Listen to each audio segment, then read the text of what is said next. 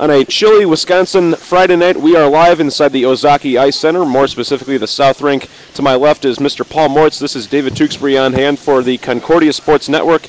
And taking a look at tonight's contest, we have the Adrian College Bulldogs and the Concordia Falcons. And taking a look at these two teams specifically, Paul, these are two teams going in two completely different directions. Concordia has lost 6 straight games after they swept Finlandia just a little bit over 2.5 weeks ago, 3 weeks ago or so. And then on the other side of the coin, Adrian, they've won 11 straight contests en route to their 6th straight conference title. I mean, if you look at this thing on paper tonight, this one shouldn't be close. But the game is not, of course, it's not played on paper, it's played on the ice, so give me a little forecast for tonight. You know, it's definitely going to be a very difficult matchup between both the teams. If I had to look at it, this is going to be very hard for the Falcons. They have to work very long and arduous. They have to play a full 60 minutes, and they have to play what would probably amount to 70 minutes if they want to win this game.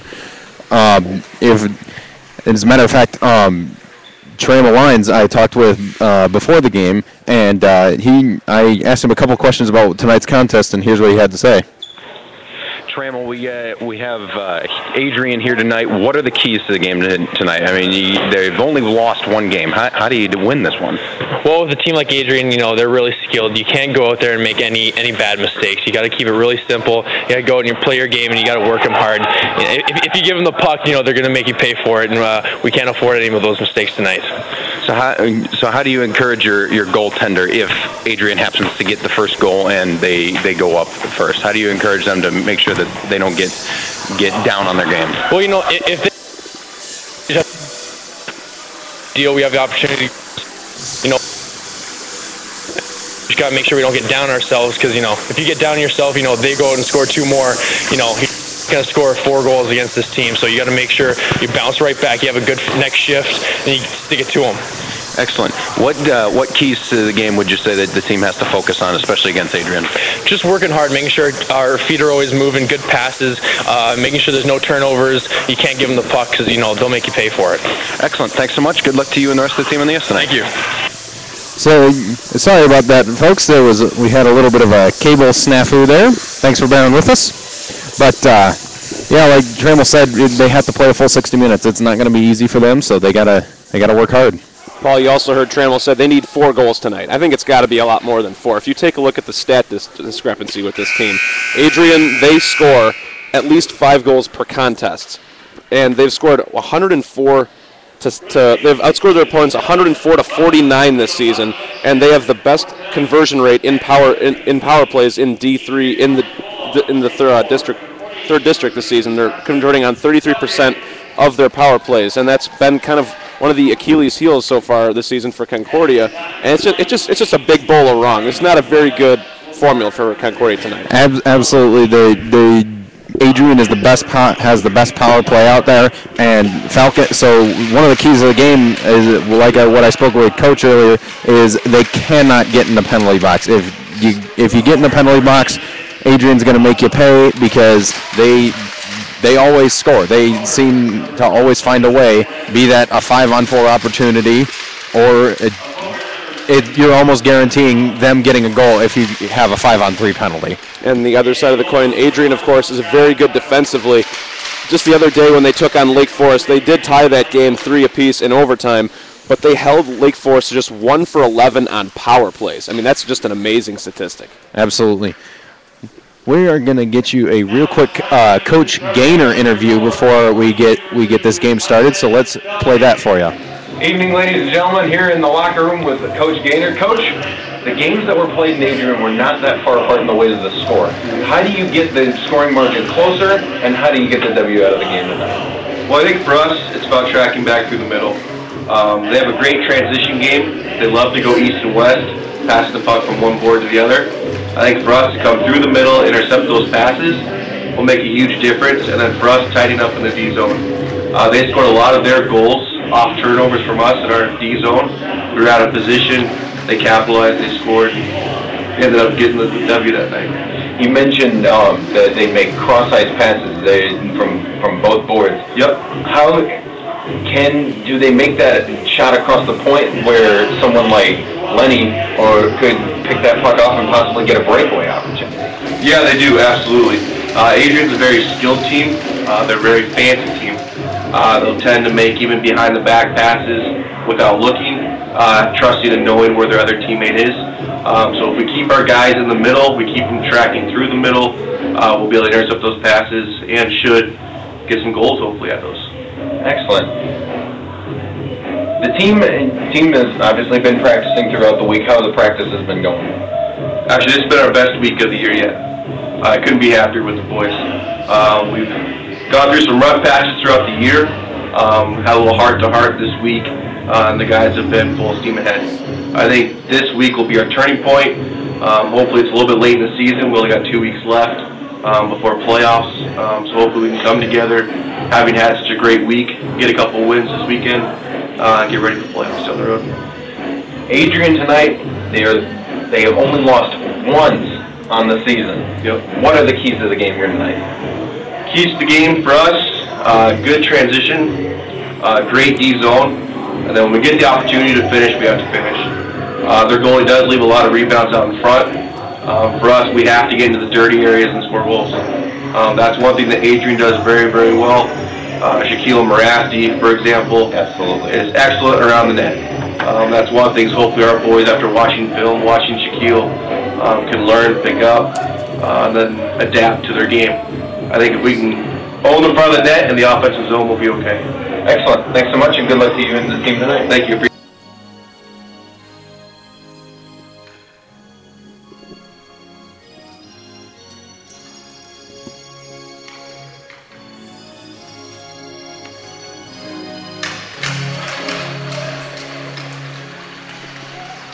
And we just joined a little bit late inside the with the national anthem there, but Paul, you heard Coach say it right there.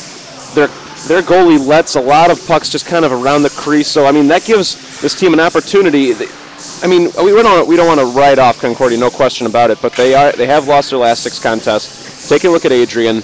They've won their last 11. They're undefeated in their last 11 contests. They come into tonight's game 17-1-3 and 13-0-3 in the Midwest Collegiate Hockey Association Conference. But something tells me that Concordia just have a chance tonight. I mean, last time these two teams met up, Adrian won 4-3, and Concordia, they kind of stuck with them for about 45 plus minutes there. So there's no doubt about it that they can skate with these guys. Absolutely, and 4-3. You heard with the interview with Coach that the games were not that far off in scores. If the Falcons can skate with Adrian tonight, keep a good pace, and maybe even pick off those cross-ice passes, there's a very good chance that the Falcons could actually win this contest tonight, which would be a huge feat for them because they're pretty much right down there with Finlandia in comparison to Adrian. Adrian's right up at the top. Now let's take a look at the starting lineups. First off, for the Adrian College Bulldogs, again, coming into tonight's contest, 17-1-3. They just clinched their sixth straight Midwest Collegiate Hockey Association championship. Starting off on defense is number 23, Sean Courtney. He's a 6'3" senior defensive player from Keldon, British Columbia. Also defensively is Rob Heath. On right wing is Josh Rinaldi. Left wing, Justin Basso. And in between the pipes tonight is Scott Shackle, as we are just underway from the South Rink. And the starting lineups for Concordia, actually one more player, is the center, Zach Graham, for the Adrian College Bulldogs. And starting for the Falcons tonight is Eli Riddle, Chris Hughes, Tanner Trigestad, Lenny Childs, Ryan Jeremko, and Jake Hebda gets the start in between the pipes for the Falcons tonight here at the Ozaki Ice Center. Once again, joined alongside by Paul Moritz, David Tewksbury on hand inside the South Rink. Just underway from the South Rink, picking it up on the far side is Trigestad. He hasn't gotten a whole lot of playing time this season, as there's a shot from the top of the slot deflected. Rob Heath took the shot, as the Falcons try to pick it up inside their defensive zone as Trigestad flicks that one out of bounds, and that will be a quick line change for both teams. Just 42 seconds gone by here. Just watching that first play of the game, if the Falcons can play like that, they have a good chance of staying in this contest here tonight, because Adrian was able to get a few pucks towards Jake Hebda, but none on goal as of yet. But Adrian is looking for that redirect in front. They're not looking for a direct shot on goal. They're looking for more to redirect, and that was a howitzer of a shot that just went at Jake Hebda. That was Adam Davies. And, of course, Coach Jason Wise kind of switching up the lines this afternoon, or make it this evening, rather. Buster Hebda, the team captain, he's on the third line. So, I mean, when you've been giving up 6, or when they've lost 6 straight contests, I mean, you got to switch things up sometimes, as Devin Sturmer sent that one off the top of the pipe. And Adrian picks up inside Concordia's defensive zone as Jake Hebda's going to cover this one up. But, I mean, when you've lost 6 straight contests, you got to switch something up. Absolutely. And see, on that last play, that puck actually went off Shackle's mask. That went straight off. I thought he was going to get a little dazed there and maybe even sacrifice a goal. But you mentioned switching things up. Martin Christan, dang near leading goal scorer, right up there with Devin Sturmer for the Falcons. He's a scratch tonight, so coach is definitely trying to mix things up and see what's happening. Yeah, Martin Creston, he is actually off the roster, Paul. I just received word a little bit before tonight's contest that he just couldn't hack it with the program, just couldn't stay with it, and so he's actually gone. So that's certainly a big-time miss in their starting lineup. Absolutely. Or just any of their lines, because, I mean, 5 goals in 5 games. He, of course, finished with 8 games, 5 goals, 2 assists, and that hurts. I mean, there's no question about it when you got a guy like Marty Creston. I mean, he played in only 8 games, the UW Superior transfer, but you saw so many positive things from him, and now he's gone. Absolutely. It may have been the same thing as when he was at UW Superior, where he couldn't get the knack with the line, but then again, it could be other reasons. Concordia picks it up inside their defensive zone. Trying to break out of it is Ben Jaremko. Now coming up forward is Travis Payne. He had that one knocked out of there by the Bulldogs, but the Falcons pick it up near neutral ice with Eli Riddle. He circles, and that one deflected and taken away by Sean Courtney for the Adrian College Bulldogs.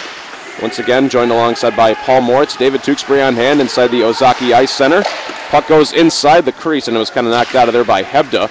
And looking to pick it up along the corner boards is Eli Riddle. He flicks it off wide for Russell Johnson. He'll wave the icing on that one. Dumping one on back is going to be number 23, Sean Courtney. Looking for a little bit of help as the puck once again set inside the Bulldog zone. Now giving chase is Lenny Childs. Now there's going to be a shot poked out of there. That one by Tanner Trigestad. Puck right in front of the crease, and again knocked out of there successfully by the Bulldogs.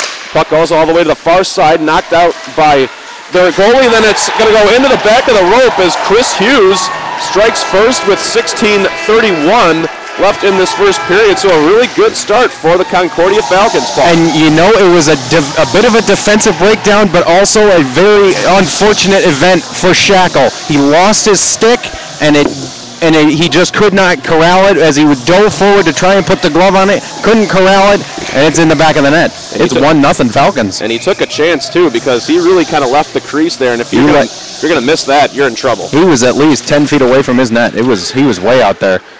1-0 Falcons. Excellent start. Exactly what they needed. That was a key to the game. They'd score first and keep the goals coming. If they can keep that up, they will definitely have a good chance of winning this game. So CUW strikes first with Chris Hughes finding the back of the net, and Adrian's going to be quickly trying to respond as there's a shot that goes right into the breadbasket of Jake Hebda. And, you know, Chris Hughes in 15 games this season, that is his 3rd goal. Of course, in high school, named Mr. Michigan in hockey in 2010. His 56 goals and 32 assists in his senior year were school records. So Chris Hughes, he can get it done. And you know, another thing to think about that we haven't really mentioned in this broadcast is Trammell Lines. When the Falcons visited Adrian, Trammell got in a scrap, and he won it decisively. But that may be something to keep an eye out for and see if there's any tension from the last series. So we'll see what happens. Adrian, so far this season, outscoring their opponents 33-19 in the first period. Here's going to be another shot. This one's going to go wide. It's going to be picked up by Michael Cabbage along the backboards. But Adrian's a team that, you know, we talked about getting off to a fast start as a key for Concordia. On the other side of the coin, Adrian, they're a team that loves to get off to a fast start, outscoring their opponents 33-19 in the game's first 20 minutes. Absolutely, yeah, and you see that's why that first goal is so crucial for the Falcons to get that first goal and get ahead of Adrian. that kind of puts them in a spot and puts them on their heels. 15-20 left to play here. First period, Falcons lead it 1-0 on top of the Adrian Bulldogs, a team that comes into this game undefeated in their last 11 contests. And if you take a look at some of the statistics along the Midwest Collegiate Hockey Association, you got 4 players that are in the top 4. And see, we just had a whistle stopping play, and Falcons will go on the power play for 2 minutes. A tripping call was called against Adrian, so this would be huge if the Falcons can get a second goal here. Shelby Gray will depart for 2 minutes, and the Falcons lose it inside their attacking zone. It was jumping over the stick of Ryan Jaremko, and Hebda knocks all the way out to the far side for Eli Riddle. Looking for Buster Hebda. Now it's actually going to be taken away by Adrian inside the Falcons' defensive zone. Jaremko fighting for position along the corner boards. Now he wins on it, and the Falcons with a 2-on-3 break, and Jaremko goes down. Giving chase is going to be Buster Hebda. It's going to be taken away by 25 Schultz. He centers it, and it's going to be knocked out of there. Morgan Sanchez checking into the game for the Falcons, seeing his first action of the contest. Schultz, now he circles, sends it out wide, and it's going to be deflected and sent all the way back inside the Falcons' defensive zone with 1:18 left on the power play kill for Adrian. Excellent play by Morgan Sanchez there to get the puck to his defensive men up top. He didn't try to make a play and try and get the puck on goal because he saw that there were a bunch of defenders there for Adrian, but he just went ahead and got it back up to his defender. Here come the Falcons on the break. They're going to go with a little potential dump and chase offense here. Knocked out of there by Shackle, now gathered in by Sturmer on the half boards. Puck set inside the slot. Now Michael Cavage jockeying for position along the near side circle. And it's going to be knocked out of there by Adrian, and they have 46 seconds left on the penalty kill. Excellent play by Michael Cavage. He is oversized by Zach Wilson. Michael Cavage, he's smaller than Wilson, but he ended up winning the size battle there. Puck stolen away in neutral ice by 74 Josh Rinaldi. Another one of those players that has had just a fantastic season. 11 goals, 14 assists, good for 25 points, which ranks 4th in the MCHA. Puck along the backboards right now with 15 seconds left as the Adrian Falcons in the midst of a line change. That's the Bulldogs. Adrian Bulldogs, excuse me. My bad. Falcons lead 1-0. Sturmer circling along the backboards, looking for a little bit of help. Riddle's there, maybe looking for Payne. Now dumps it off back for Travis Payne. Now circling along the backboards is Ben Jaremko, looking for Payne. He circles, takes a shot. It's going to be covered up by Shackle inside his crease with 13:01 left in this first period. Falcons lead at 1-0. Excellent play by Payne there, helping his player out, Jaremko, and just to get a wraparound try on net. This can start to weigh on the Bulldogs if they can't get something going here. Cole Weiser out there for the Falcons, seeing his first action on the evening. He's only played in 3 games this season. This will be his 4th game he's seen action in. Puck along the half boards right in front of the Adrian bench. Now they do pick it up inside their defensive zone with Sean Courtney coming up forward. He plays one onto the half boards for 55 Rob Heath. See, the Falcons are playing in a way that is definitely a good way to play defensively. They're playing in almost what would be a 5-on-3 in the NHL, what they call passive-aggressive. They, instead of getting multiple offenders into the zone when Adrian has control, they only send one forward and keep 4 back, which is a very good way to play against Adrian because they can definitely break out and get into the offensive zone very quickly and can end up getting a goal. Falcons were 3 for 8 on power plays last time these two teams met up. They are now officially 0 for 1 after that last power play was killed off by the Bulldogs. Puck inside neutral ice right now. It's going to go all the way back inside the Bulldogs' defensive zone with 12:18 left to go. First period, Falcons lead at 1-0 on a goal from Chris Hughes, and that was Hughes' 3rd goal of the season. Excellent play by Hughes to just be patient, wait for Shackle to get down and eventually get the puck behind him. Hughes looking for a little bit of help. Now they'll just dump it inside the Bulldog zone. Puck is going to be taken down by 96 Justin Basso. He goes off wide. Now it's going to be knocked out of there by Eli Riddle. Now circling along the corner boards for the Falcons. Now coming up across near neutral ice is Chris Hughes. Now Lenny Childs getting his stick in there, trying to knock it out of the Falcons' defensive zone. Now Eli Riddle picks up right behind the back of the net. 11:32 left to play, first period. Falcons up by 1. Falcons can play like this all night, they will definitely have the game in control. Lenny Childs crossing neutral ice, dumps it inside the Bulldog zone with 11:15 left. Falcons in the midst of a line change as Buster Hebda checks back in. He gives a little bit of chase right on the corner boards here. Now fighting for position is Morgan Sanchez, now one on by 91 Shaquille Maristan. We talked about him at the top of the broadcast. He has just had a fantastic season with 18 goals and 12 assists, good for 30 points, which is tops in the nation. Absolutely. Shaquille Marasti, he has an absolute laser of a shot, and he will not be beaten he will not be stopped very often.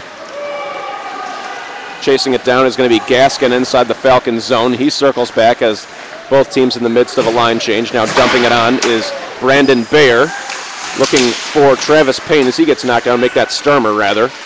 Kind of give you to kind of give you a good view of how effective Adrian has been this season. They have 4 players in the top 4 in statistics. The closest Falcons player is Devin Sturmer. He's currently ranked 30th with 15 points. Kind of gives you an idea as to just how good the other team has been, that being Adrian this season, as Sturmer looked for a little behind-the-back pass as he was looking for Zerlip. Puck goes out high, and this one's going to be chased down by Shackle. You can see the Falcons just got a little more pep in their step in the game's first 10 minutes. Absolutely, they are playing unlike this is a different Falcons team compared to the one that has just lost 6 straight. They need to keep playing like this all night, and they could very easily get the game. Perhaps just kind of switching up those lines. I mean, when you've lost 6 straight games, you got to switch things up, and certainly it's worked so far in the game's first 10 and a half. As now circling for Adrian is Chris Leone. Sends one off the stick of Hebda. Puck right in front of Jake. Excellent play by Lines to get in front of the Adrian player and just knock him out of the play. 9:15 left in this first period. Falcons up by 1. Circling along the corner boards is 23 Lines, and we got a whistle on the play with 9:10 left. Checking from behind is going to be called against the Falcons. This is where it's going to hurt them, because Adrian just are not typically denied on the power play. Eli Riddle's going to sit for checking from behind. It's not what the Falcons wanted, but they're going to have to work with it. When Adrian goes on the power play, they are ranked number 1 in the nation at 32.4% on 35 for 108. So, wow, certainly nowhere close to where the Falcons have been this season. Wow. They've been pretty good. So they'll go 5-on-4 for 2 minutes as the puck circles on back, and the Falcons just try to get it out of their defensive zone. Now Childs picks it up, and they'll send it on inside the Bulldog zone with 1:45 left on the power play kill. I've been seeing Adrian making those cross-ice passes, and that's where it can come back to bite him, because Lenny Childs, if he picks off one of those passes, and an excellent defensive play by the Falcons. Speaking of come back to bite him, Jake Hebden just kind of lost where he was on the ice there for a second, then finally regained his awareness and found the back of the crease to get that save out of there, and the Falcons send it out of their defensive zone with 1:13 left on the power play kill. Hebda almost gave up their lead. He was behind his net, and there were a couple Adrian players in front. Luckily for him, his defensemen were there and able to make the save. That would have been drastic. That would have been painful for the Falcons. Coming up is Marasti on the near side corner boards. 5-on-4 once again for 51 more seconds. Bayer trying to knock it out of the Falcons' defensive zone with 7:55 on the game clock. There's going to be a pass from the top of the slot to 32, that being James Hamby. Sends one off wide. Bayer fighting for position. There's going to be a shot. It's going to be knocked out of there by the Falcons somehow with 26 seconds left on the power play kill. I applaud Chris Hughes there. He was the one that made that clearing attempt happen. Chasing it down on the half boards is Ben Jaremko. Now here come the Falcons. 1-on-2 break. Lenny Childs dekes his defender a little bit, and now finally taken on back by 23 Sean Courtney. Lenny Childs, what a stick. He played puck handled like it was nothing there. Falcons kill off the power play, so both teams 0 for 1. in the first period. Still 7:03 left in the first period of action. Falcons lead it 1-0 as Jake Hebda is going to make a save off of a shot from the point from Sean Courtney. Right now, Coach Wise is very pleased with what his team has been doing. Jake Hebda made that save, and he just gave a very, very hard clap. Like you could hear it all the way over here. And he is very pleased with what his team is doing right now. Falcons can keep this up, they may actually win this game. Draw will be to the right of Jake Hebda. Falcons trying to win on this one. Once again, still in the first period of hockey here inside the Ozaki Ice Center. More specifically, the South Rink. And there's going to be a shot that's going to get past Jake Hebda to tie things up at 1 with 6:50 left. And that was just a nice offensive play, nice tandem offense finding the back of the net. Yeah, a little bit of a defensive breakdown there for the Falcons. They had a bunch of their players off to the far side, and they just ended up having too many people over there. There were 2 Bulldogs in front of the Falcon net, and they capitalized on it. Didn't quite get a read on who it was who scored. We're going to get that note to you as soon as it is announced here. So with 6:46 left in the first period, we are evened up between the Bulldogs and the Falcons. Puck sent inside the Falcons' defensive zone. And the Falcons will just try to knock it out of there with Eli Riddle. They're trying to break out of their defensive zone. Actually taken down at the point now, gloved by Jake Hebda with 6.5 left in this first period. Yeah, not exactly what the Falcons wanted to do, but considering that they're this far through the first period, they played very well so far. You see it so many times in sports. One team dominates the other, but they don't convert on opportunities. And then you got one defensive breakdown and you're tied or losing. So certainly a lot of hockey left to go here inside the Ozaki Ice Center, but Falcons playing fairly well within the first 13.5 minutes here as Bayer tries to knock it out. And the goal was by Kevin Ballas, assisted on by Ryan Lowe to even things up as the Falcons dump it inside the Bulldog zone. Now giving chase is going to be Michael Cabbage along the corner boards. Now 13, Dan Zerlip looking for some position as the puck's going to be dumped inside the Falcon zone as they are in the midst of a line change. Now here comes Dan Zerlip near neutral ice. Goes a cross-ice pass looking for Devin Sturmer at the top of the slot and had it poked out of there by 91 Shaquille Marasti. Falcons trying to replicate some of the very excellent passing that the Bulldogs are doing. 5.5 left, first period of hockey inside the South Rink here. Tied up between the Falcons and the Bulldogs, joined alongside by Paul Moritz, David Tewksbury on hand on the Concordia Sports Network. Thanks for spending your Friday night with us here in Mequon, Wisconsin. Circling along back go the Bulldogs, and the Falcons do take it away. A 2-on-3 break as they're actually going to dump it inside the zone. It's going to be covered up by Scott Shackle, the 6'3" sophomore goalkeeper out of Penanta, Ontario, Canada. You know, I think the shuttle that is now running between campus and the ice center has made a difference in the fan base that has come, because you still see people trickling in towards the end of this first period. Travis Payne trying to win on the draw as it was to the left of Shackle. Now taken away by the Bulldogs as there should be a foul. I thought there was going to be a penalty on top of the Bulldogs there, but in any case, I thought it was a clear tripping penalty, but the none was given. Linesman let it go with 4.5 left. Another shot going on wide, and the whistle blows with 4:42 left. Once again, still tied up, between the Bulldogs and the Falcons inside the Ozaki Ice Center.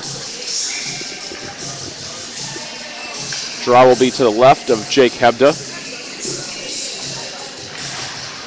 And the Bulldogs win on this one. A one-time shot deflected by the Falcons. Now a 2-on-3 break. Far side goes Ben Jaremko. Will dump it inside the Bulldogs' defensive zone. Now circling on back is Riddle. Now puck will be chased down. Looks like by Ryan Jaremko. Excellent play by him to put the Adrian player out of the chance to get the puck. Circling back is Ben Jaremko. Now The brothers Dremko both on the ice. Now here come the Falcons with a 1-on-2 opportunity. And they're just going to dump it on back as Russell Johnson will send it inside the Bulldog zone as the Falcons will come out with 5 fresh bodies on the ice. Huge clunk. Gaskin chases it down, plays on short range for Tanner Trigestad. Now this one will go on wide. Now Tanner giving chase along the corner boards. Dumps one on back, looking for perhaps Chris Hughes. Yep. Has scored the lone Falcons goal in the first period of play. Now it is stolen by Adrian inside their defensive zone. Now coming up forward. Now circling back is Jake Hebda. Giving chase was Ryan Lowe of Adrian, the 5'8" freshman, or 5'8" sophomore out of Ontario, Canada. Pryor, Canada, excuse me. I think a play that one of the CW defenders just made should be on the ESPN Top 10 highlight roll, because he just raised his leg up to stop the puck on its way in.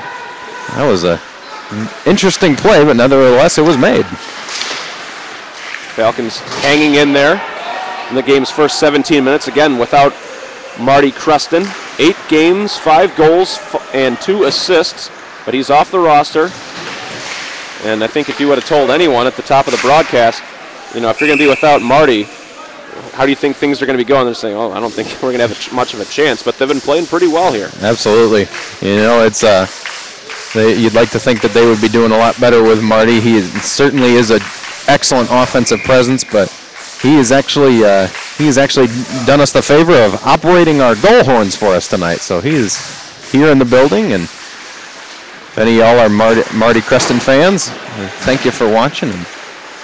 Cole Weiser fighting for position along the half boards. Now it's going to be taken away by Dustin Hebebrand on the far side. Now a shot goes off wide.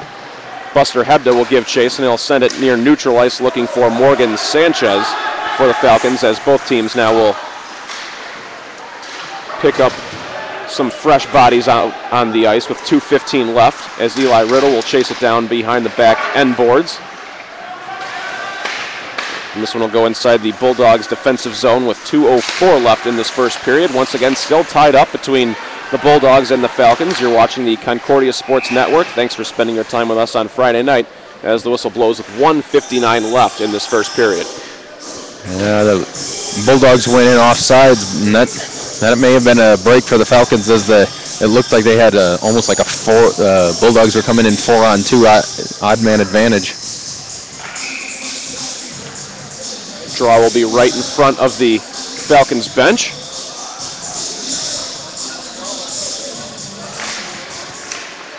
Will be chased down by Adrian, and to be honest, the majority of this first period has been played inside the Falcons defensive zone. But I mean, if that's going to be the case, and you're still tied up with one of the best teams in the country, a team that's gone unbeaten in their last 11 contests, you feel pretty good about that. Absolutely. Absolutely. Here come the Falcons potentially. Zerlip was looking to cross near neutral ice as Jaremko takes down his defender. Wow. And the crowd getting into it a little bit on the near side. That was a huge hit. That was replay worthy.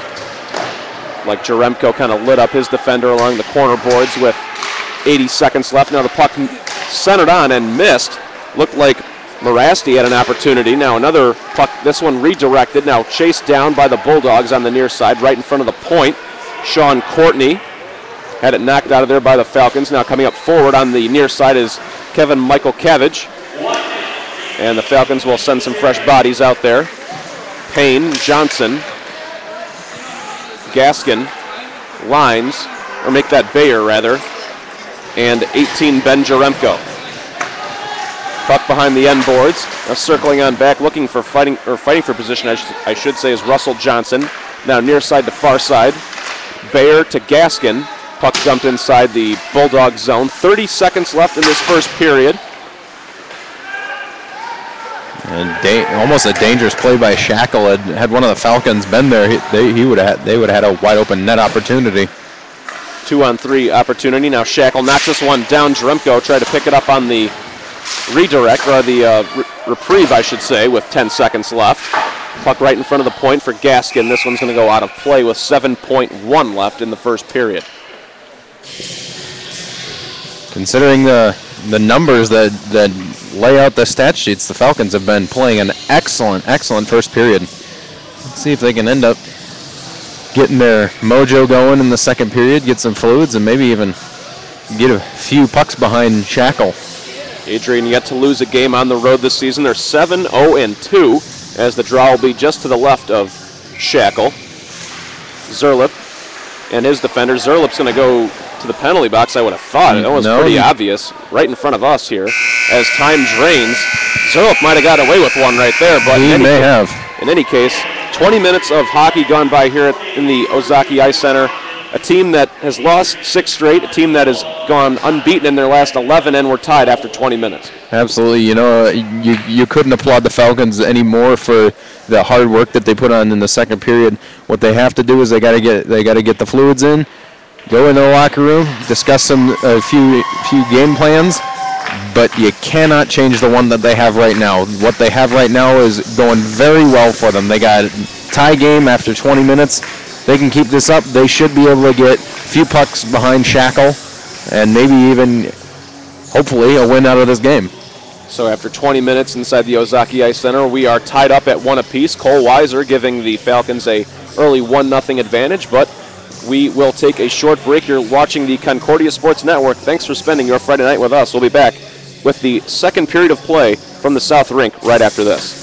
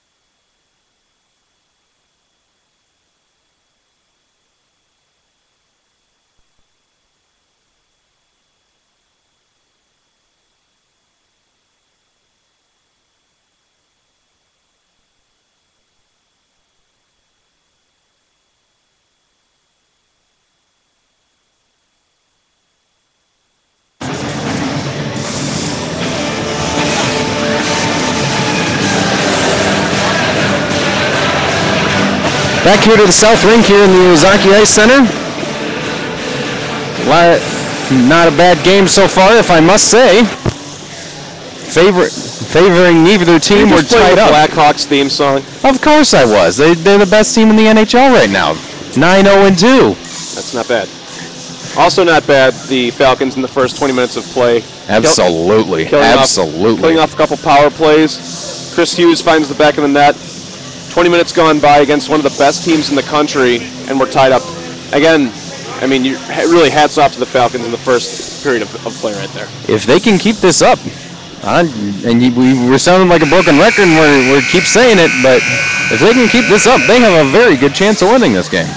And hopefully Hebda can keep playing as well as he is in net, and Shackle, he needs to keep playing his best, and Falcons need to really stay hugged around him, waiting for those rebounds that he spits up, like Coach mentioned in the top of the broadcast. He spits up rebounds. They need to be waiting for those to happen, and they should be able to get some pucks behind the net. Falcons will go from right to left here in the second period of play. To my left is Paul Moritz. You're hearing the voice of David Tewksbury. Thanks for joining us here on this Friday night in beautiful Mequon, Wisconsin, inside the Ozaki Ice Center, more specifically the South Rink. And right now coming up inside neutral ice is Eli Riddle. He'll try to dump one on back as he's looking for Tanner Trigestad, seeing his first action in quite some time as Tanner is playing well, as Lenny Childs will send one on wide to looking for Chris Hughes along the corner boards, as we have a whistle with 19:29 left to play in this second period. Forgot to mention it at the top of our broadcast, but we thank all of our military personnel, both home and abroad, past and present, for all your service to our country. We appreciate your work, and thanks for keep fighting for our freedom. Trigestad's only seen action so far this season in 4 games. This is actually his 5th game tonight, but he's seen some significant playing time out on the ice, and he's made the most of it,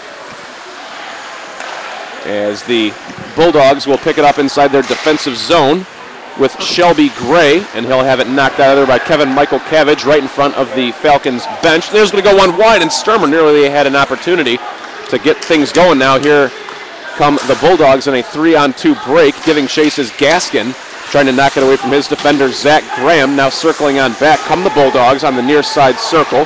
Coming up forward is Adam Davies. He will send one on back to the corner boards. Now backing things out offensively is Shelby Gray. Looking for the 6'3" freshman Shaquille Mariste. We've talked about him at the top of the broadcast and the season that he's had so far this season. 30 points on 18 goals and 12 assists, and he is a load out there at 6'3". You can't miss him. He is a loaded player, and Mariste, excellent player. He may not be your favorite player, but you certainly got to respect him. Just like the Sedin twins from the Vancouver Canucks. We may not like it. You may not like them, but you have to respect them. 18:06 left to go. Second period just underway here inside the Ozaki Ice Center. Wow. Big hit on the half boards, as coming up forward is Cole Weiser. And we got another whistle with 17:57 left. Puck just jumped into the Adrian bench as the doors were open. Trammell Lyons just plowed his player into the glass and near the half boards, and so you get hits like that, and that can get the crowd into it.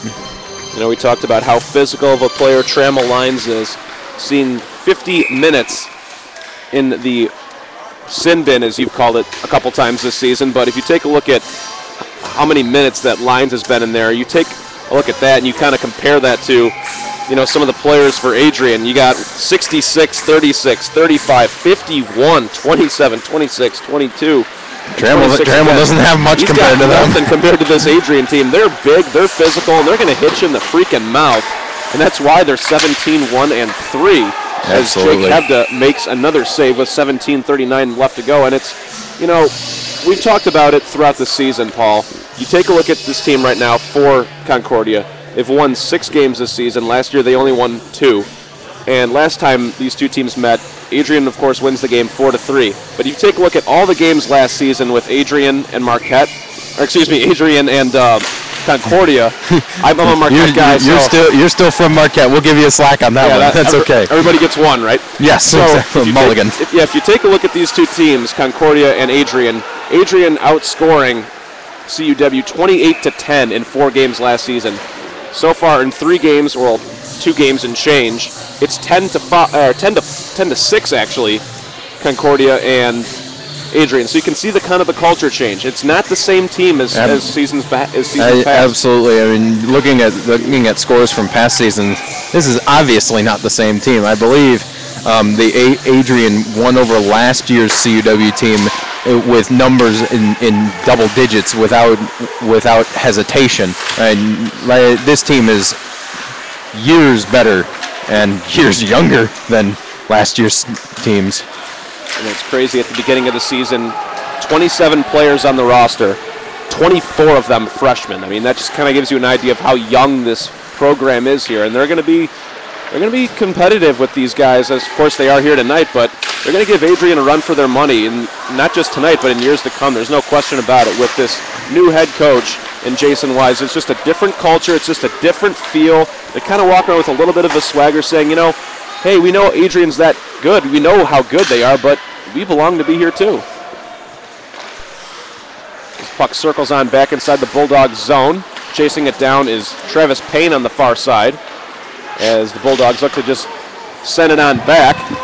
Near offside on the Adrian center, that being Ryan Lowe.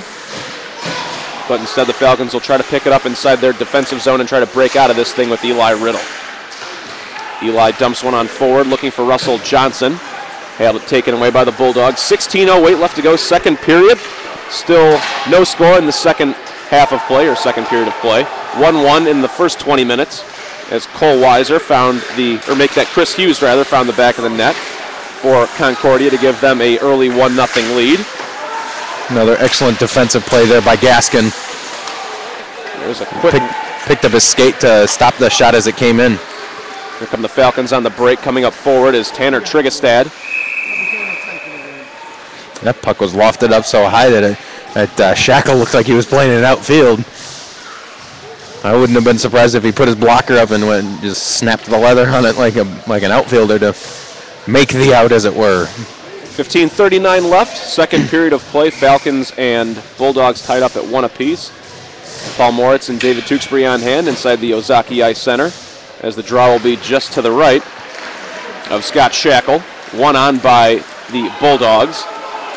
And let's see if the icing will be called here. I don't think Gaskin got his puck on it. It's going to be waved off anyways, as Gaskin will fight for position with Shaquille Marasti. Now coming up forward is Tanner Trigestad. He's got a little bit of space to work with. He'll take a shot. This one's going to go a little bit wide, and it's going to careem all the way back to Brandon Bayer. He will try to send it inside the Falcons zone. And Bayer will send one on near side to far side, looking for Trigestad, and he will have to depart, as looks like Sturmer will check back in for him, as the Falcons in the midst of a brief line change with 14:57 left to go in the second period.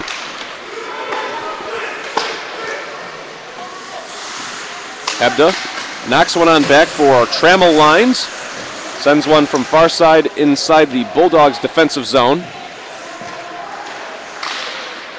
Pumped on back for the Bulldogs inside their defensive zone. This one's going to go past the red line or the end line rather, for a icing whistle with 14:34 left. Yeah, Adrian not happy with that last icing call. The coach was up on the top of the bench shouting at the referee because his player got to the puck first, but the referee explaining to him right now that the CUW defenseman was back and he had crossed the circled dot first, and must be the determining marker for the officials to make that call. Off the draw save made by Scott Shackle. Again, just taking a look at some of the statistics this evening. Taking a look at Adrian and their offensive output. You know, we've talked about how good we know Shaquille Marasti is, and, you know, of course, rightfully so. 18 goals, 12 assists, good for 30 points, which leads all rookie scorers in Division III hockey and is the MCHA's leading point and goal getter, I should say, But, I mean, they got 14 players on this roster that have 3 or more goals this season, and they can just spread the wealth in so many different ways as Eli Riddle will send one on wide looking for Michael Cabbage. Yeah, it was a chance right in front of the net for the Falcons there. It looked like there was enough confusion in front of that Shackle was going to give one up. Send one on wide. Michael Cabbage, one-time shot knocked out of there by Shackle. Looked like he was kind of confused as to where that puck was. Almost like he couldn't even locate it, but it kind of landed right into his glove with 13:55 left in the second period. So no score in this second period of play, 1-1 for the game. You know, this period so far, there's been a lot of time played in the Adrian zone.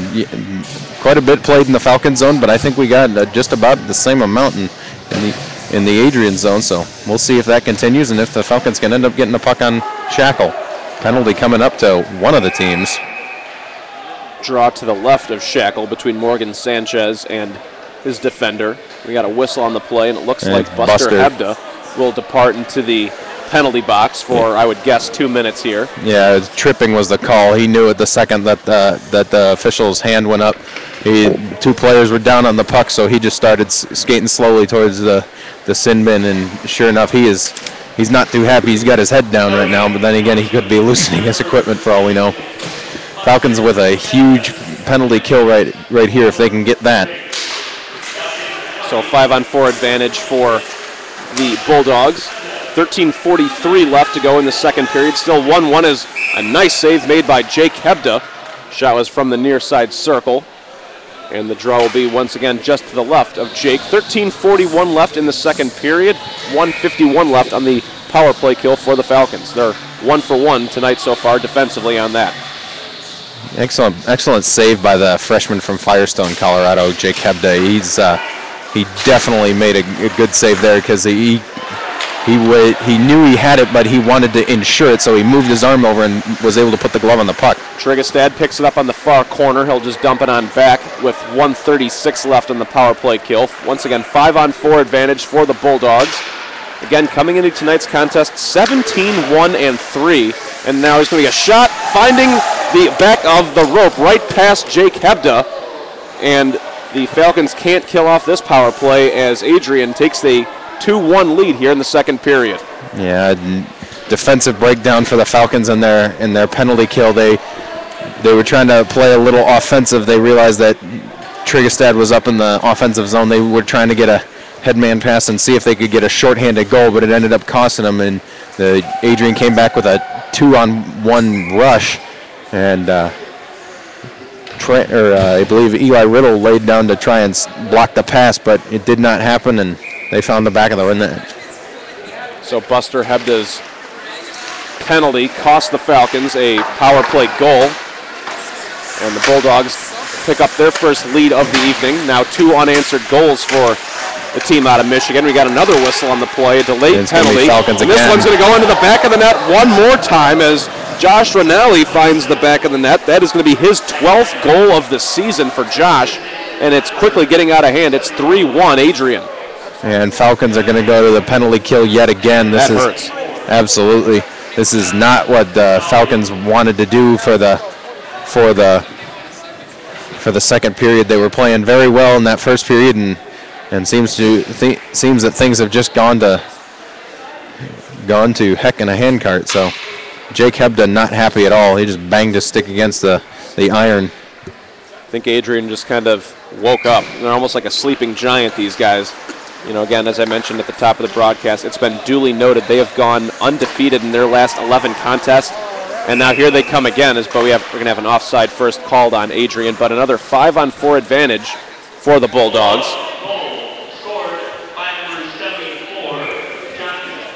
Yeah, our PA announcer Kevin Winter has a little bit to catch up on. He's got 2 goals to call, and now Adrian has a penalty that he has to announce as well. So Brandon Bayer picks it up on the far side corner boards, and as it's stolen away from him by Justin Basso. Now again, 5-on-4 advantage for the Bulldogs. 1:34 left on the power play kill. Basso tries to back things out. Now picked up at the point for the Bulldogs. From far side, or near side to far side rather. Now circling back is Morasti. Now a little bit of miscommunication for the Bulldogs, but is going to be chased down by Shaquille on the far side corner boards. Pumps one on back for Lucas Ciotti. Now Lucas, a little bit of space, now sends one out to the point. Shot going to be glove saved by Jake Hebda with 1:08 left on the power play kill. Nice save by the freshman. Absolutely. That was almost looked like an NHL goaltender there. He was able to stretch all the way out, got a really good grab with his skate on the ice, and he was able to reach that glove out and just snap the leather on it.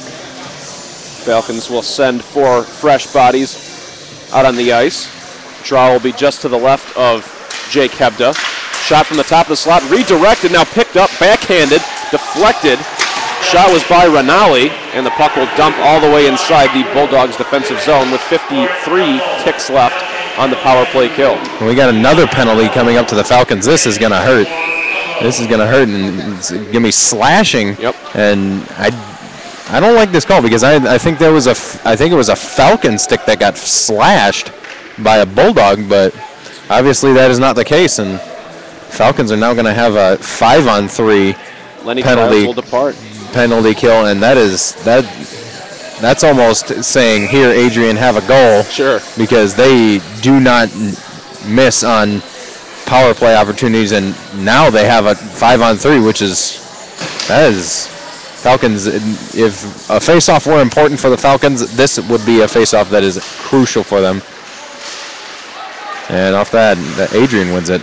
Again, we mentioned at the top of the broadcast, Adrian best in the country on power plays, converting just over 32.5% of those.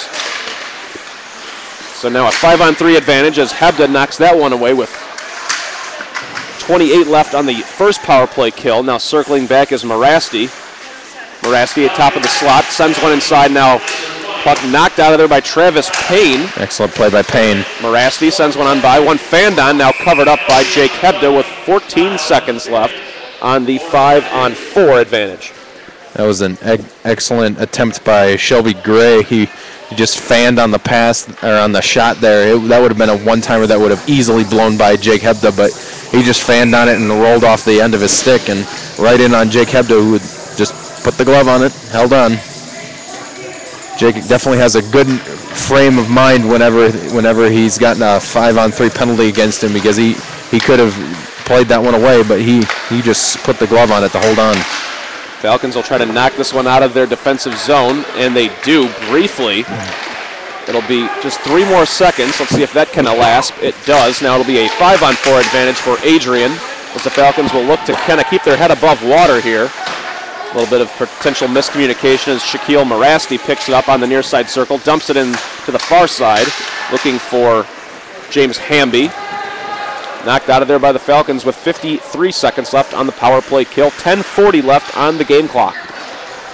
Second period of play. Falcons trail 3-1 here in Mequon, Wisconsin. You're watching the Concordia Sports Network, joined alongside by Paul Moritz. This is David Tewksbury as the Bulldogs will circle on back, and Hebda loses his footing, but somehow is back up to his feet, and the Falcons knock it out of there. Now picked up by Chris Hughes. Now a one-on-one. Hughes loses his footing. Now there's going to be a whistle on the play. Penalty shot. It should be. The Bulldogs, and we'll see if this one will be a penalty shot. I don't think it will be.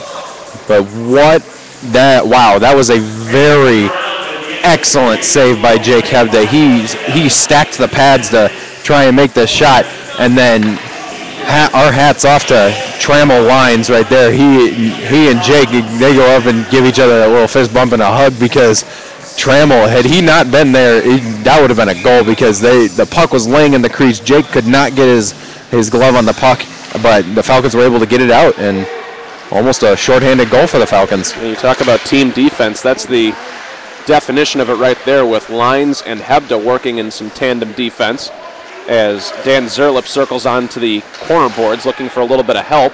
Now Devin Sturmer looks to provide that as the final 3 seconds tick off of the 4-on-4 power play. So now it'll be the Falcons with an opportunity as Jake Hebda once again covers it up with 9:44 left on the second period game clock, 1:32 left on the power play kill for the Bulldogs. See, if you're the Falcons, it's nothing new.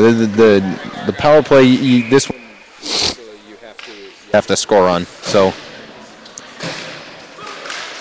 Draw will be just to the right of Jake Hebda. Falcons trying to win on this one with Eli Riddle. Zerlip also back there jockeying for position. Now it's picked up by Jaremko. He sends one on far to Devin Sturmer, crossing neutral ice. Now Devin, top of the slot, sends one looking for Michael Cabbage. And he'll back things up for the point, looking for Eli Riddle. Send one to the far side, and Jaremko and his defender jockeying for position. And now here come the Bulldogs. One-on-one break. Shot off the top of the pipe. That's a crossbar. By 28, that being Zach Wilson. And the Falcons will try to break out of their defensive zone with 58 seconds left on their power play. A near shorthanded goal for the Bulldogs. Falcons dodge a huge bullet there. Big time. Puck circles on back. Zerlip fighting for position. Now picked up by 27 Ryan Jaremko. Now Bayer will circle on inside the Falcons defensive zone on the far side of the ice. Looking for a little help from potentially Gaskin, maybe even for Sturmer. Now he will leave it for Devin. Now picked up by Gaskin far side. Takes his defender off of a potential dribble, if I can borrow a soccer or basketball reference. 8.5 left on the second period game clock. 18 seconds left on the power play kill for the Bulldogs. Bayer's open at the point. If Lyons can find him, he can't. And the puck goes all the way back inside the Falcon zone, and the Bulldogs successfully kill off the penalty. That's big. Yeah. Buster Hebda crossing neutral ice, takes a shot, goes wide and out of play as Morgan Sanchez slid right into the knee pad of Scott Shackle. Scott not exactly pleased about it. Nope.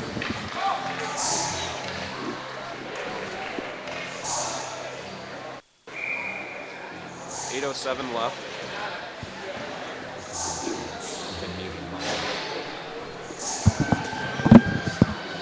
Falcons have been able to get into it a little bit here in the second half of the second period, but they got to get more into it than just into it. They got to actually get the puck into their offensive zone and get a bunch of pucks behind Morasti.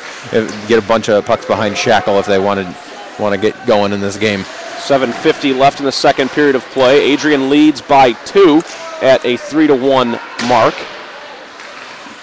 Adrian crossing neutral ice. They have numbers 3-on-2. Now circling back, a shot saved by Hebda. Somehow, on the reprieve, it looked like Morasti nearly sent it inside the back of the rope. But now winning on this one will be Russell Johnson. He takes a shot. That one deflected by Shackle and out of play with 7:28 left in the second period. Jake Hebda was able to get a shoulder on that puck, and that's a big shoulder save by him. Seems like the Adrian player was almost taunting the fans here, because there is a number of Falcon fans here in the Ozaki Center here tonight. Hopefully the Falcons can get them excited and get them into this game.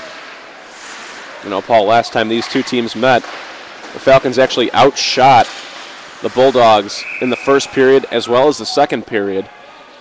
But so far in this second period, it's been absolutely dominated by Adrian inside the Falcons zone offensively. They have just been, I mean, you take a look, you've kind of brought up the analogy that it almost doesn't even look like the Zamboni machine's been on the Bulldog zone. I mean, it's clearly been just, the ice has been ripped up inside the Falcons defensive zone, because that's where all the action's been.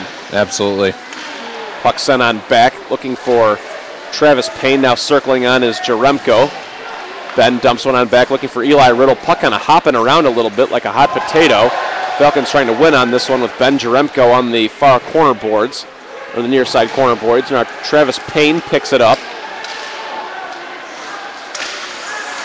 And the Falcons will circle on back with Russell Johnson. Sends one on far side looking for Payne. He'll have a shot. This one's going to go wide and chased down by Ben Jaremko. Shackle got his pad on it. Now Chris Hughes keeps it in to the Falcons zone. Now Riddle tries to do the exact same, and the Adrian Bulldogs will send it inside the Falcons zone. Shot was by Kevin Ballas. How did Ballas get the stick handle on that? The puck was bouncing around. It hopped over his stick 3 times. Ballas, wow. Parents of Kevin Ballas, if you're listening, you have a very talented son. Wow, he is amazing. Ryan Lowe sends one inside the crease, kicked out of there by 10 Tanner Trigestad. Sends one inside the Bulldogs defensive zone with 5:50 left in the second period. Falcons with a 2-goal deficit. Now this one could potentially be 3 as Kyle Gaskin takes down his defender. Falcons, I think, kind of fortunate that not whistled for a penalty with Gaskin. Actually, that was a good play by Gaskin, and a good no call by the officials. But I'm surprised that the Bulldogs didn't get called for goaltender interferences. Jake Hebda ended up lying down on top of one of the Bulldog players and giving him a little bit of a sandwich between the ice and him. Another shot missed. That one by 71 Josh Cousineau.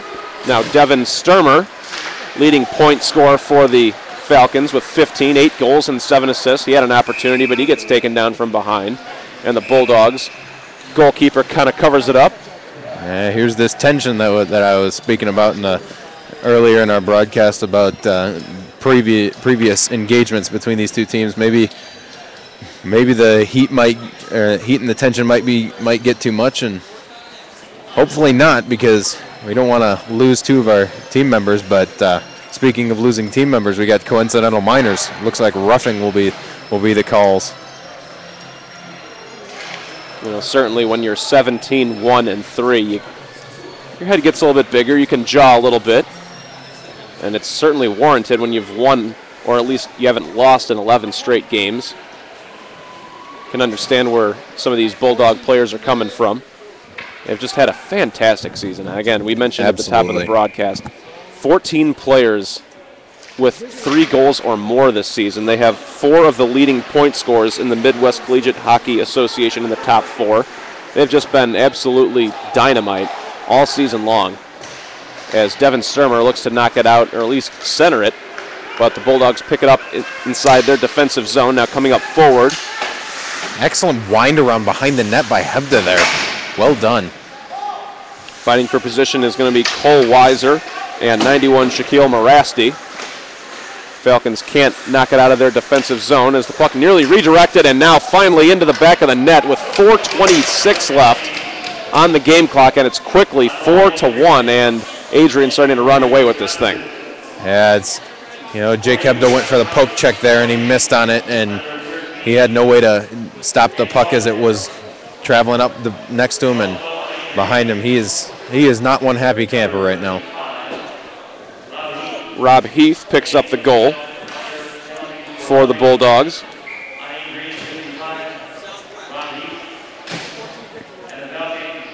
Heath's first goal of the season. I beg your pardon, actually, Heath, the guy who sent out to the penalty box after that last stoppage of play. Eli Riddle will take a shot and has that one covered up by the goalkeeper, Scott Shackle. 4:12 left on the game clock, 1:11 left on the coincidental minor penalty for both teams. Yeah, this is what I talked about in pregame with Trammell. I asked him, how do you give some life back to your goaltender when he's in a situation like this? And you know, Trammell said it best. You gotta give him love. Give him love for what he's due. Buster Hebda kicks it out of there with his skate. Now picked up by Jaremko, crossing neutral ice. Now Chris Hughes dropped one on back for Hebda. Goes off the pipe on the left side. Chased down by the Falcons, and they just can't buy a break right now. That did not miss by very much at all. 2-on-1 break for the Bulldogs. Eli Riddle between a rock and a hard place, and you know what time it is. It's Pat Jordan, make that Zach Graham, who finds the back of the net with 3:37 left in the second period, and we got a blowout on our hands as the Falcons now trail 5-1 with less than 3:45 left in this second period. They've just blown the doors off this place, outscoring the Falcons with 5 unanswered goals, 4 of them coming here in the second period. Absolutely, and you know, you said it just a second ago. Falcons cannot buy a break. Buster Hebda lets a blast go from the point that hit the post. It was literally an inch away from going into the Bulldog net. The Falcons just couldn't get it done. Gaskin circling on back, looking for a little help from Schultz. He loses his they get his stick. Puck knocked out of there by Shackle with 3:14 left on the second period game clock, as we have some of the fans kind of departing exit stage right. They've seen enough as Jake Hebda makes a save with 1 tick left on the power play kill, or the 4-on-4, I should say. Yes, and surprisingly enough, some fans leaving, but some fans coming, actually.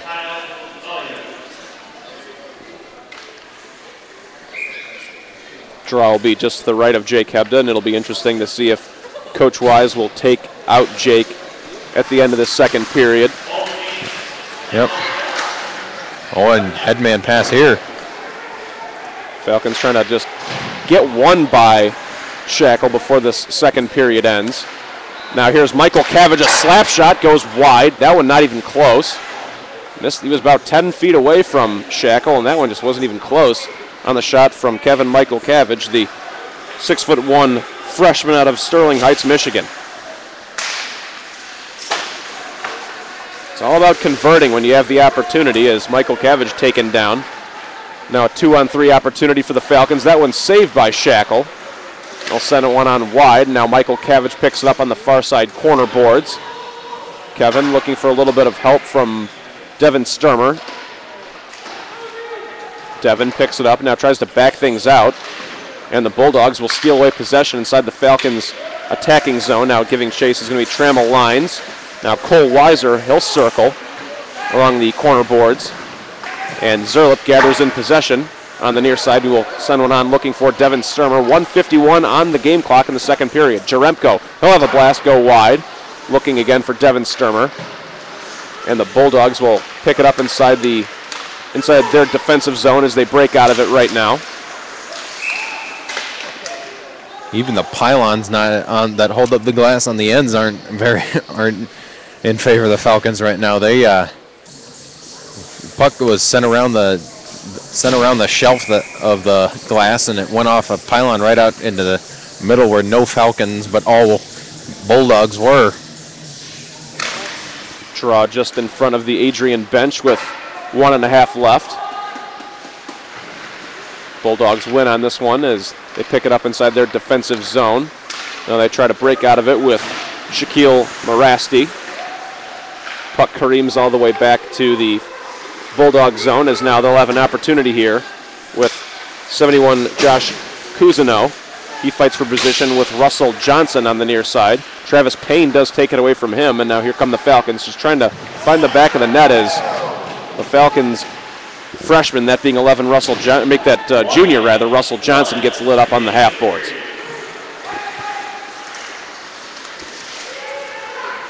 Marasti circling, backhanded. He's being fronted on by Gaskin. Now Travis Payne tries to knock it out of there. Trigastad does, sends one up to Lenny Childs. He'll have a backhand one knocked out of there once again by Adam Davies. Pumps one on back for Kyle Gaskin from near side to far side, looking for Brandon Bayer. 31 seconds left on the game clock here in the second period. Puck goes end over end, now gathered in by Kyle Gaskin. Near side to far side, looking for Lenny Childs, but he's got to depart because of a line change, or at least a quick substitution anyway. He will circle for Morgan Sanchez. Now Morgan picks it up right in front of the scorer's table with 11 seconds left. He will dump it on inside the Bulldog zone. 8 seconds, 5-1.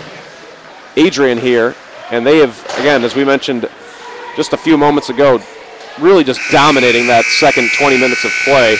And the horn sounds, and we're at our second intermission. And Paul, where do you go from here?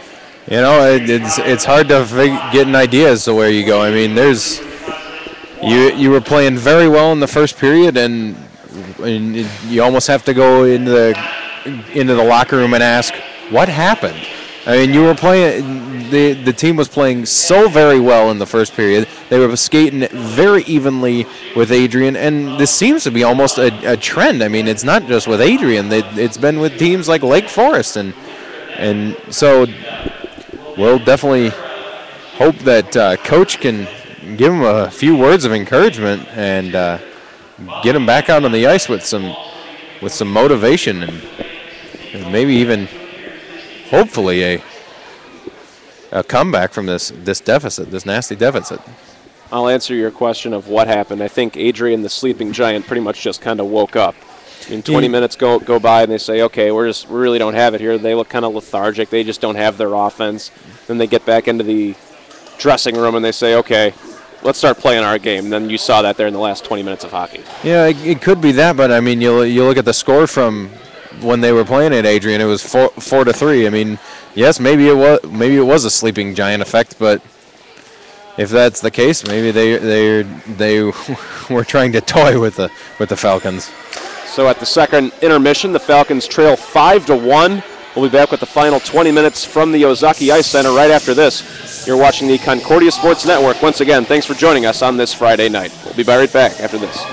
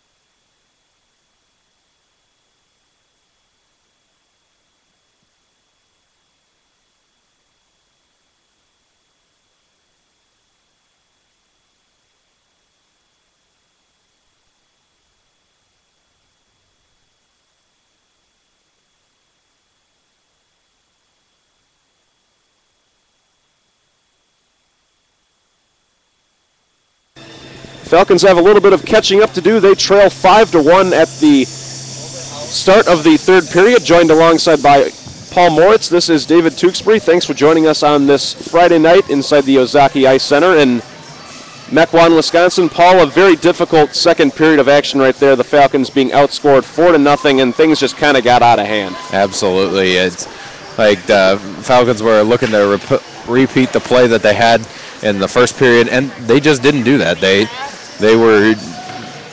almost, it's like they were their old 6-loss self, and if they really need to get back in gear and be better than the team that they were in the first period if they want any hope of getting this game back just in control. I mean, because right now the game's not in control. So, and Shackle's still in net, and so is Hebda. We'll see if Jake can get some composure back, and if not, DJ Torrenueva is on the bench. His mask is on. He's ready to go. His stick is not in hand, but it's sitting right next to him. So we'll find out what is going on. And we thought fans were leaving, but they were just chilling out in the lobby, and here they come filing back in. You know, Paul, I asked you this at the end of our last broadcast together. Again, 27 players on this roster day one. 24 of them were freshmen. You know, you've seen 6 straight losses. Perhaps just a little bit of fatigue from this group, potentially. Absolutely, yeah. They're tired. Long season. They've had a very long season, and you know, with the losses that they've had, they're going to get fatigued, and it's not just physical fatigue; it's mental. So and so if they come back next year, I believe that this team is going to be at least a 10-win team. They're very good. They're very skilled. And Jordan Thomas, he has been injured for some time now. He's had a concussion, and JT, hopefully he heals up and he'll be ready to go. I mean, concussions, they can linger for as long as half a year. I mean, Sidney Crosby of the Pittsburgh Penguins is proof of that. So hopefully he can come back next year, and if not in one of these upcoming games, and maybe he'll definitely be able to contribute to the power play. Coach Wise told me that. He'll be able, or at least the penalty kill, excuse me. And so we hope to get JT back as soon as possible. Yeah, it's an interesting thing. You know, in sports like football, you see concussions keep a player out a week, 2 tops. And then in hockey, you can potentially keep a guy out an entire season, which is just mind-blowing to me. Well, see, part of it is that in football, you have stoppages in play after each play. And in hockey, it's whistle to whistle. I mean, if a player gets a concussion, they may not know it until the night after, where they're like, "Oh, my head hurts." Yeah. Whoops. And so hopefully JT can get back to us. So 18:49 left in this third period of play. Once again, joined alongside by Paul Moritz. This is David Tewksbury for the Concordia Sports Network. The Falcons trail 3-1. I beg your pardon. They trailed 3-1 about 15 and a half minutes ago. They now trail 5-1 in this third period of play as the Bulldogs break out of their defensive zone. Now coming up forward is Cousineau, beg your pardon.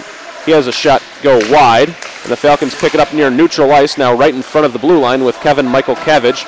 He will dump it inside the Bulldog zone and picked up by 91 Shaquille Marasti. And as good as Shaquille has been this season, Paul, the Falcons have done a pretty good job on him. You know, that was one of the keys to the game, and that was to shut Shaquille Marasti down. But you know, that hasn't been enough. I mean, where Marasti has been lacking in this game, the entire team has been making up for him. So obviously it's not enough, and they're going to have to shut their entire team down if they want to get back in this game. Yeah, again, dead horse syndrome, folks. Sorry, but 14 players with 3+ goals or more.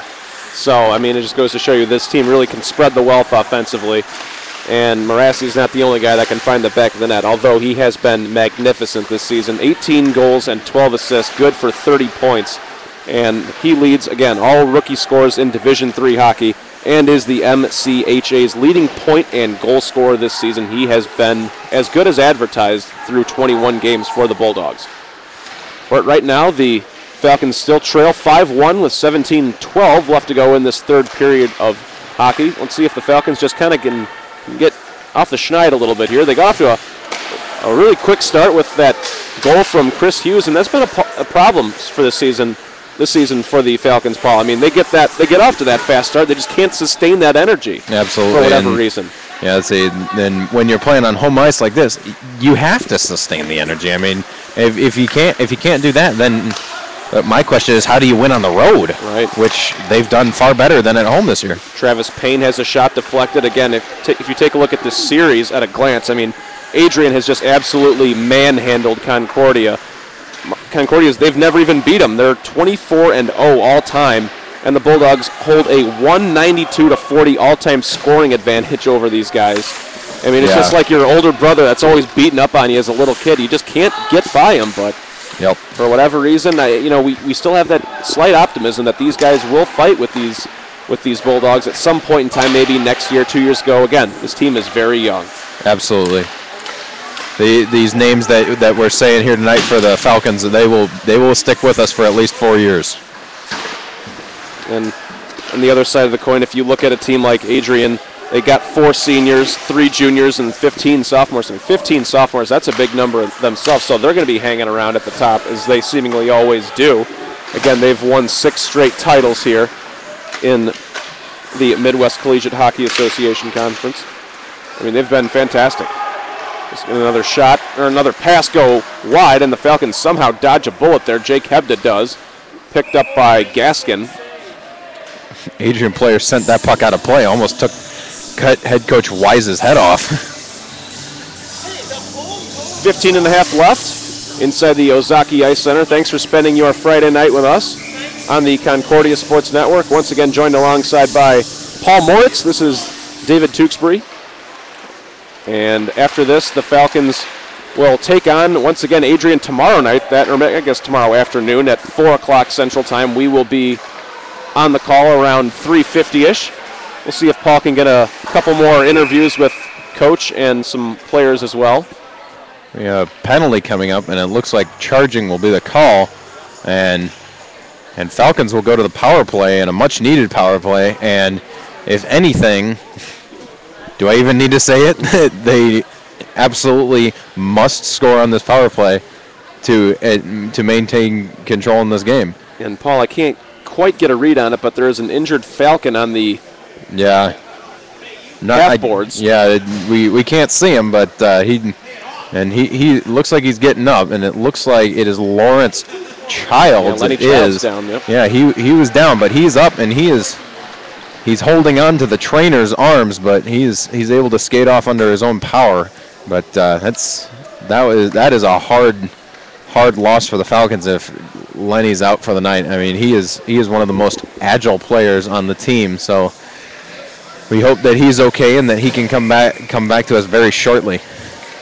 And certainly one thing with Childs, I mean, I don't think there's any question, probably the most physical player on this Falcons roster as well. I mean, you got to, of course, get him and Trammell lines, but absolutely, Childs is just a beast.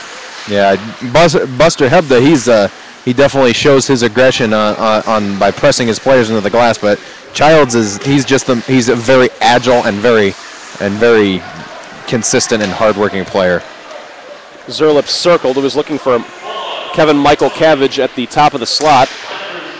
Couldn't connect on the pass. Instead, the Bulldogs take it away inside the Falcons' defensive zone. Now Dremko will chase it down on the far side corner board as a 5-on-4 advantage for the Falcons for the next minute and 22 seconds and 14 and a half left on the third period game clock as the Bulldogs lead the Falcons 5-1 here inside the Ozaki Ice Center. Crossing neutral ice is Dremko, now top of the slot, left it looking for Zerlip. Had it poked out of there by the Bulldogs. Now giving chase will be Eli Riddle. Be chased down by Jake Hebda as the Falcons will try to break out of their zone with 60 seconds left on the power play kill. They have a one-man advantage. Eli, top of the slot, was looking. Now backs things out for Jaremko. Now circling behind the end boards is Zerlip. He has Eli Riddle there on his near side, just to his right. Now Devin Sturmer chases it down. He takes a shot, had that one nearly redirected by Zerlip. Now chased down by the Bulldogs and sent all the way back inside the Falcons' defensive zone. Wraparound opportunity for the Bulldogs. Now they'll kind of back things out. Now a potential shorthanded goal here could be the result of a near Falcon miscue in neutral ice. But they do pick it back up in their defensive zone. 14 seconds left on the power play kill. Michael Cavage takes a shot, had that one deflected. Knocked out of there by Shackle. Chased down by Buster Hebda near side. Now to Brandon Bayer at the point. Now we got a whistle. We got another penalty coming up to the Bulldogs. And see, it was interesting. Bayer just tossed that puck right at the Bulldogs player to get the whistle to stop play. It'll be 4 seconds of a 5-on-3. I mean, Falcons, they can capitalize on this. It'll be a very small window of a 5-on-3. I mean, 4 seconds is not much. You drop the puck and up to the point and let a shot go. I mean, that's probably all you can do with a 5-on-4. But it'll total about 6 seconds once the player gets back on the ice. So we'll see if the Falcons can do anything of this. And off the draw, Falcons win. Gaskin takes a shot, that one wide. Was looking also for Buster Hebda potentially, as Ryan Geisler, he was the guilty party for the Bulldogs. He departs, and now it's a 5-on-4 advantage for the Falcons. 13 minutes on the game clock. They still trail by 4. You know, for only 4 seconds of a 5-on-3, Falcons did very well. I mean, they got one on Shackle, but Shackle overplayed, and so did the Falcons, and ended up not getting behind him, but still an excellent play. And there's one thing that Adrian doesn't really allow is a lot of power play goals. I mean, they've only given up 19 this season in 113 attempts, so they're pretty doggone good when they have to go to the power play defensively or the power play kill. As Bayer dumps one on back, looking for Schultz. Schultz almost got a goal there. It was just a bit high and wide. Gaskin has a shot deflected. Now picked up near neutral ice and stolen away by Andrew Dovey for the Bulldogs, but the Falcons pick it up with Buster Hebda. He'll circle on back. Again, the captain of this program this season, Hebda, he did not get the start. He was a part of the third line tonight, Paul. Again, we mentioned, kind of have to switch things up a little bit, and Hebda not in the starting lineup this evening. Yeah, I mean, your captain doesn't have to be in your starting lineup. He just has to be the leader of the team. And Shane Doan of the Phoenix Coyotes, he's proof of that. He has never been in the Phoenix starting lineup, but he has been the leader of that team. Michael Cavage gets lit up right in front of the Bulldogs bench. Falcons do pick it back up with Kevin. He will back things out by the far side half boards, kind of kicks the puck a little bit to his right and had it gathered in by a Bulldog defender. Now Kevin picks it back up as the Bulldogs break out of their defensive zone with 24, make that 27 Zach Graham coming up forward. And they'll just kind of feather this one on back as both teams now are at full strength with 11:09 to play in this third period. 5-1 the advantage for Adrian. You know, I saw on the CW Men's Hockey Facebook page that the players have indeed come up with a nickname for Kevin Michael Cavage, and that is Cavi. So maybe we might be able to borrow that for our broadcast, because that is quite a mouthful to say. Yeah, why not? Sturmer backs one out, looking for Jaremko, has that one saved. Now another shot redirected by Sturmer. He was looking perhaps for Jaremko. Now Jaremko takes a swing at that one, almost like a baseball bat, and missed it. Yeah, it was right about that height. Yeah. Russell Johnson fighting for position along the half boards, had it stolen away, now picked up by Shaquille Marasti. He will dump one on back. And this one nearly goes into the back of the net, nearly crossed the goal line. Wow, that was close. Wow, how did that not cross the line? That was a colossal breakdown for the Falcons, but defense able to get back just in time. I mean, it had to be at least an inch from that line.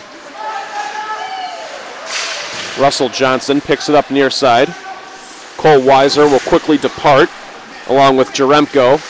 Sturmer and Riddle will check back in for the Falcons. Now, top of the slot for another opportunity. Another 1-2 quick pass, and the goal is a result with 9:41 left, and it's quickly 6-1, and we got a runaway on our hands as Adrian's going to win their 18th win of the season. Then this will be their 12th straight game without a defeat. They lead 6-1 with 9:41 left to go in this third period.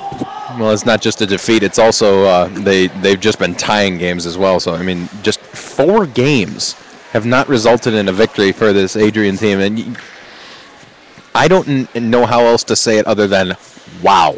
And and the Adrian players are an excellent bunch, and they are at least an excellent playing bunch. I mean, I mentioned it earlier. Kevin Ballas, I was like, how did he get the handle on that puck? But their team is very skilled. Zach Graham picked up the goal for the Bulldogs, and again, we mentioned still no goal coming from Shaquille Morasti, but he hasn't had to score a goal as Devin Sturmer has a shot deflected, picked up by the Falcons inside at the top of the slot. Now Sturmer picks it back up. He centers one, looking for Riddle, had that shot deflected, and now the Bulldogs back on the break. Yeah, penalty coming up to the Bulldogs because one of the Falcons was just plowed into the ice, and both referees have their hands in the air because that was a high sticking penalty, and both, like the second that happened, both officials' hands just right up in the air right away. And well, like we said in a couple broadcasts back, stranger things have indeed happened in the ways of scoring, but yeah, not this time. Yeah, it's hard for the Falcons to even get a power play goal. I mean, they've had a few chances here recently, but they can't have chances. They have to have guaranteed goals. So Falcons looking to do that here. As I mentioned, Zach Graham, the scorer on that last shot for the Bulldogs. That was his 10th goal of the season. How about this one, Paul? 20 assists for Mr. Graham. Gosh. 30 points for him as well. Wow. Yeah, see, you don't have to have goals to be good in the game of hockey. Puck dumped all the way back inside the Falcons zone. 1:38 left on the power play kill for the Bulldogs. They lead 6-1 on top of your Concordia University Falcons. 8.5 left as Jake Hebda will chase this one down and flick it on short range for Schultz. And Gaskin picks up the biscuit right in front of the Falcons sideline. Now picked up by Brandon Bayer, crossing neutral ice. Now he'll back things out and play the one on short for Dan Schultz. Garbage man creates a little bit of space, sends it behind the back. Now Morgan Sanchez had a really good opportunity. He was just about 3 feet away from the net and just didn't get a. He was able to get the stick on it, but excellent play by Shackle there. He just was able to get his left pad against the post and keep that puck out. It just trickled barely wide. But it looked like Sanchez just didn't even put enough, gusto on that thing. But in any case, it's still 6-1. 36 seconds left on the power play kill for Adrian. Michael Cavage chases it down. Cavi, if you want to go that route. Cavi, yep. Chases it down on the near side corner board. Fighting for position is Sturmer. Now sends one out wide. Eli Riddle slap shot. Had that one saved by Shackle. Eli Riddle with that absolute howitzer of a blast. I mean, that puck had to be going every bit of 80 miles an hour. And like Coach Wise said, you do not want to be in the way of that slap shot. That was an absolute rocket. Eli Riddle, of course, the team leader in assists this season for the Falcons with 11. We've mentioned it in previous broadcasts. He's a pre-seminary major. Just to the left of Shackle goes this draw. One on by the Bulldogs. Now circling back is 28 Zach Wilson. Plays one on short range. Now there's going to be a whistle on the play on Ben Jaremko, or make that Ryan Jaremko, Ben's brother. And we're going to have a 4-on-4 for just 10 seconds. Yeah. Then a 4-on-4 situation for the next 10 seconds. And then Falcons will go back on the penalty kill. So this is kind of Falcons digging their own grave right now. It's not easy for them against this very well coached and very well skilled team. So they're kind of making it difficult on themselves. They're taking penalties, and none of them have been undisciplined penalties as far as I'm concerned. Slap shot goes wide by Chris Leone as Cousineau won on the draw for the Bulldogs. And again, Paul, these two teams meet up again tomorrow night. Same place, different time, 4 o'clock Central Time. If you can't make it here inside the Ozaki Ice Center, please tune in with us on the exact same site you're watching this contest on now. But, if you can kind of handicap that game tomorrow night, Paul.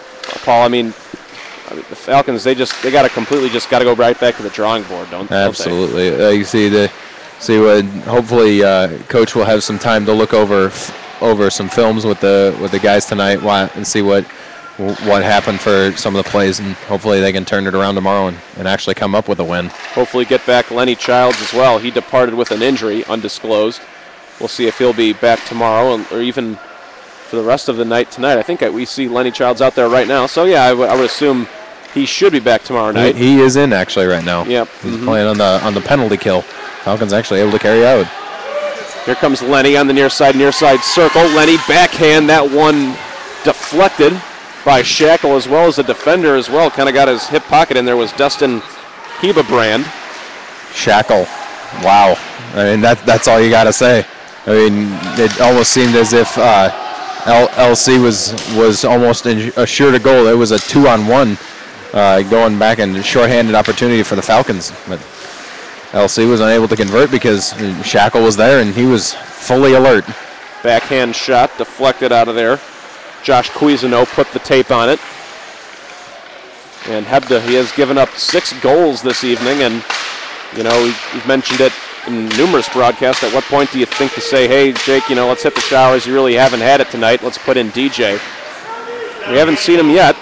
5 minutes left to go here inside the Ozaki Ice Center. Once again, joined alongside by Paul Moritz, David Tewksbury on hand as the Falcons kill off the power play. Now coming up forward is Russell Johnson. He has a shot go wide.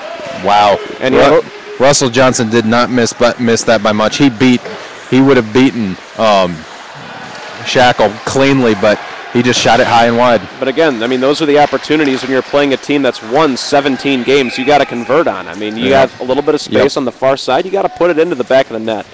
Yeah, see, and he was being pressured there, but in his defense on that, he had a bunch of characters right in his kitchen to prevent the accuracy of that shot. But for what it's worth, well done, Russell Johnson. 4:34 left to go in this third period of play. Adrian leads Concordia 6-1. Puck goes right behind the back end boards as looked like Schultz was kind of fighting for position a little bit. It might have even been Trammell Lyons, rather, beg your pardon. 4:26 left to go inside the Ozaki Ice Center.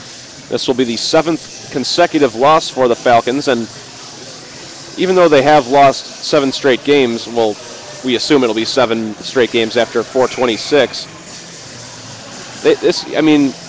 It's all about baby steps. It's about building the team, building the program. Again, absolutely. They won 2 games all of last season, and this season they've already won 6. You got to walk before you can run. Absolutely, and this is a very young team. They have some growing to do, and hopefully their skill grows over these next few years, and they can end up getting the wins out of the next season, and maybe even become a double-digit winning team. So, Adrian, of course, the 7th-ranked team in D3 NCAA hockey, coming into tonight's game 17-1-3, having just clinched their 6th straight title. And 3:42 left to go here inside the Ozaki Ice Center. Still a 6-1 deficit for the Falcons. And one more time, Adrian has also never lost to Concordia. They've beat them 24 straight times. They hold a 24-0 advantage against these guys all time. So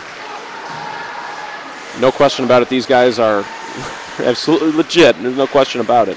They're a very good team, very well coached. So anyone trying to argue if Adrian's a good team, even if you are ahead of them in the standings, I'll tell you right now, Adrian's a good team.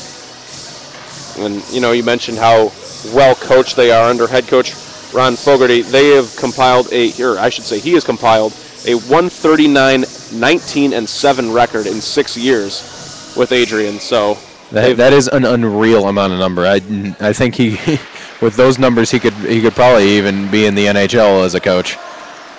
Falcons will pick it up right in front of their own bench with 3:06 to play, giving chase his cabbie. Now Devin Sturmer also tried to chase it down as well. Actually had it intercepted by Lucas Ciotti. Now Lucas dumps one on back. Had that one stolen away by Zerlip. He goes near side to far side for Devin Sturmer. Far side circle. He has a shot go a little bit wide. Now Zerlip looking to chase it down. Michael Cabbage will feather it on back for Devin Sturmer. Now Zerlip fighting for position as well along the half boards. Make it the corner boards rather.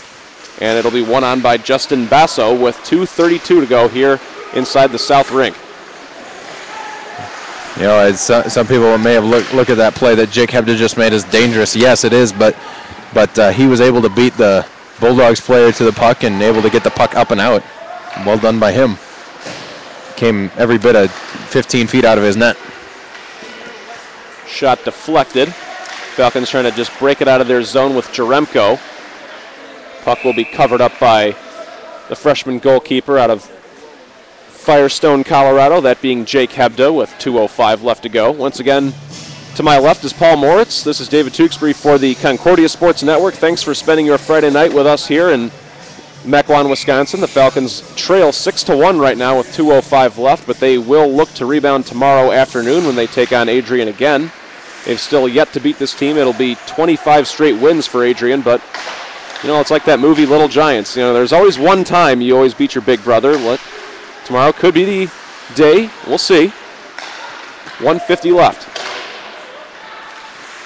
I believe someone asked me at one point where we stand in reference to where the camera is for the video feed. And for those of you curious, we're right behind you, actually. So the field of vision that you're seeing is the same one that we have, and so we're right behind you. Shot deflected by Shaquille Marasti. Yet to get a goal in this game. Yet to get a goal. I mean, if you can take away any positive notes in a 6-1 defeat, you held one of the best freshmen in the country to no points and no assists. You know, no goals, no assists, no points. Now here come the Falcons with an opportunity. Russell Johnson, he's got space. Backhand shot deflected, and there will be an interference, I would guess. Here's now penalty coming up to Adrian at bare minimum, and this is where it's going to get heated. And things starting to get out of hand a little bit here with 62 seconds left, and the crowd really kind of enjoying this as Shackle still yet to get up to his feet. Now he is back. Both teams just kind of knocking each other around behind the back end boards. Yeah, Shackle, you know, that's... You got to feel bad for him. I mean, he was trying to make a save. He did make the save, but he just got pummeled by both his player and Russell Johnson, and so and Shackle's being checked on by his teammates. So wouldn't surprise me if we had multiple penalties coming out of this obviously for roughing and other things. But Falcons should come out of this with a penalty, but minute and 2 seconds left. There's not much you can do with it. So.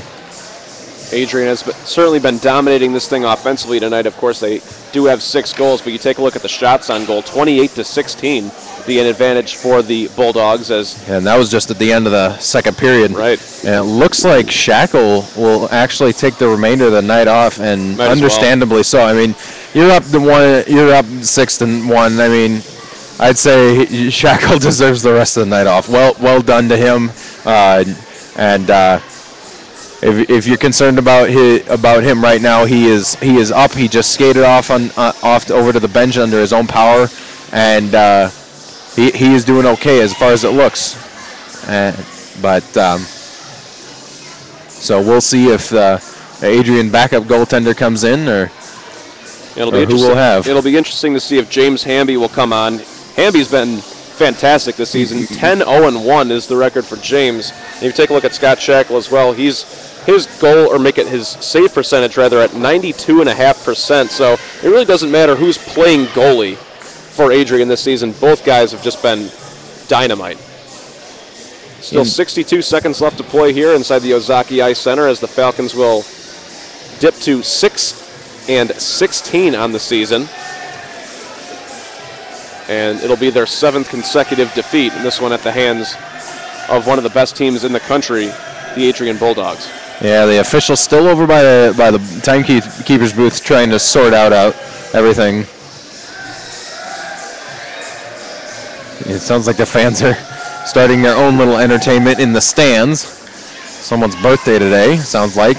Well, the officials have sorted it out, and now they're talking it over with the captains, Buster Hebda and Andrew Dovey. They're trying to sort it out with them, and looks like they have everything figured out. And now they're going over it with the timekeepers, and we'll find out. And humorously enough, our PA announcer, Kevin Winter, has been playing the song "Why Can't We Be Friends?" Which is should get a little bit of a laugh out of people, because we just had a little bit of a disagreement behind the net of the Bulldogs. So.